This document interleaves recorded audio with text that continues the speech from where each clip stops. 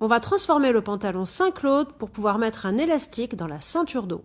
Pour réaliser cette modification, vous aurez besoin du dos du pantalon, du dessous de poche devant et de la ceinture dos. Vous aurez aussi besoin d'une règle japonaise, d'une équerre, d'un stylo, d'une épingle et d'un perroquet.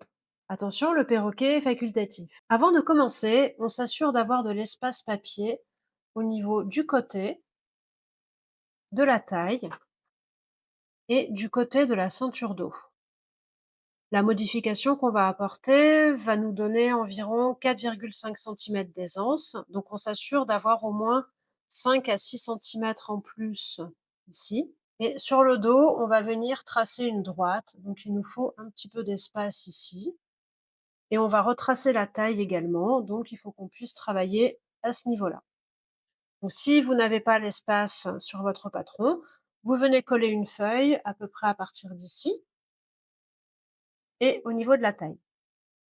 Maintenant, sur le pantalon dos, nous allons retracer les valeurs de couture à 1 centimètre au niveau du côté, de la taille et sur quelques centimètres au niveau du milieu dos.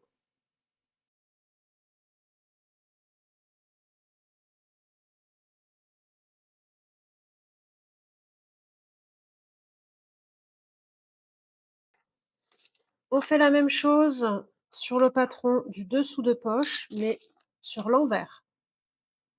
Et on va tracer le côté et un petit peu la taille, on peut s'arrêter par là.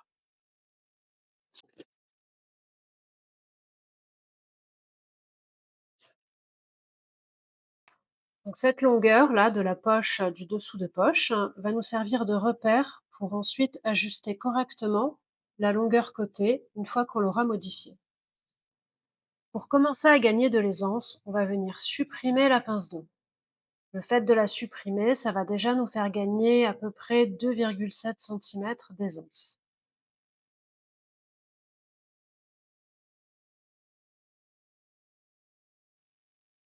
Nous allons maintenant retracer la ligne de côté. La ligne de côté va être une droite qui est parallèle au droit fil et donc perpendiculaire à la droite rallongée raccourcir que vous avez ici. Cette ligne de côté qu'on va retracer, elle va venir s'appuyer sur le point le plus large du bassin.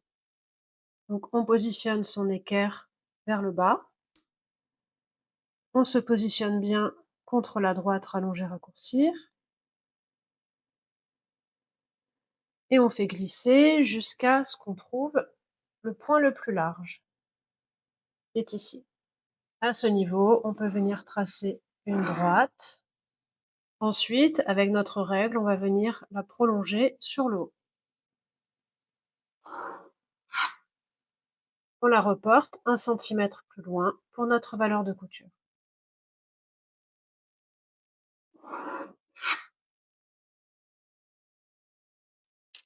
Ici, maintenant, nous avons notre nouvelle ligne de côté.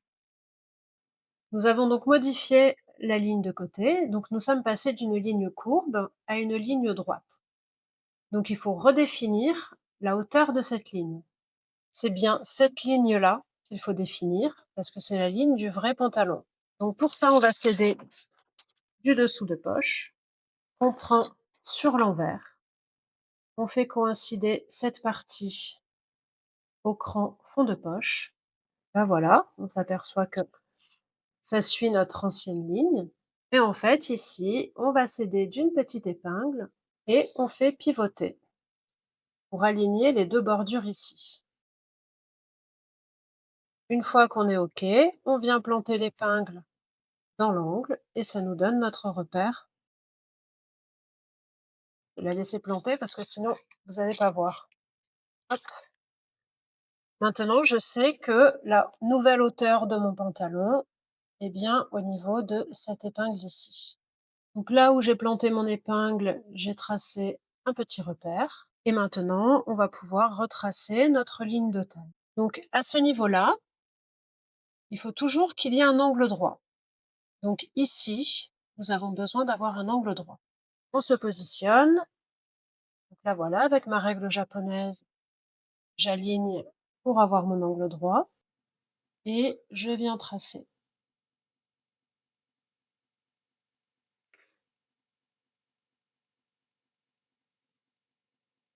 De la même manière, il faut toujours un angle droit ici aussi. Donc comme on n'a pas touché cette partie-là, on peut s'appuyer sur la ligne de taille qui existe déjà.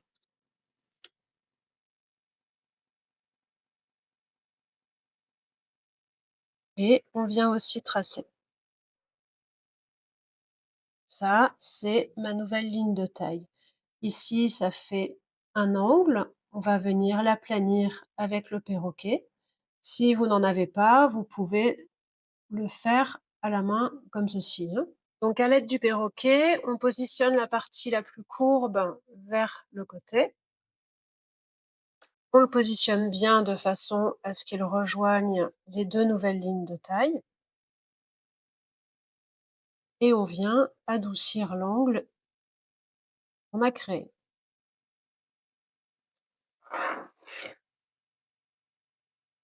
Donc voilà notre nouvelle ligne de taille. Maintenant, on peut la reporter 1 centimètre plus haut pour avoir notre valeur de couture.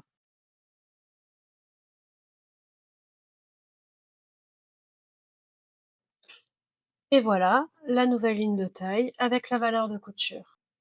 Donc là, vous pouvez venir couper ici.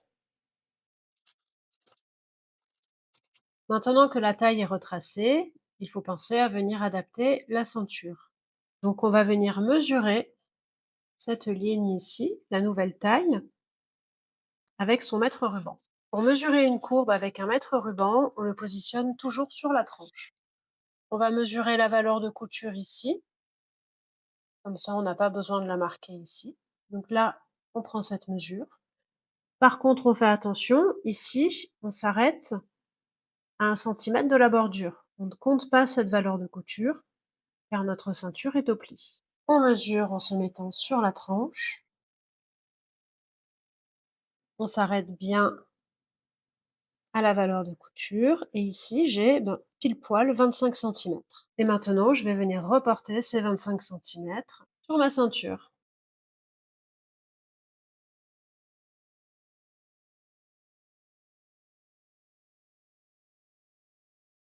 Et là, voilà, on voit que j'ai rajouté un tout petit peu moins que 4,5 centimètres.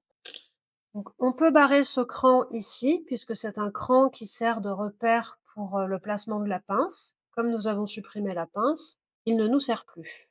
On va également venir barrer les repères de cran, puisqu'il va falloir les décaler.